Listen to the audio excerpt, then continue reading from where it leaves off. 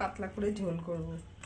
এই যে ধনে আর জিরে ভেজে রেখেছি, আলুগুলো সিদ্ধ করে নিয়েছি, এখানে আছে আদা, কাঁচা লঙ্কা, শুকনো লঙ্কা, মাছগুলো ভেজে নেবো লবণ হলুদ মাখিয়ে মাছগুলো ভেজে নেবো, ভেজে তুলে নেবো, আলুগুলো ভেজে নেবো।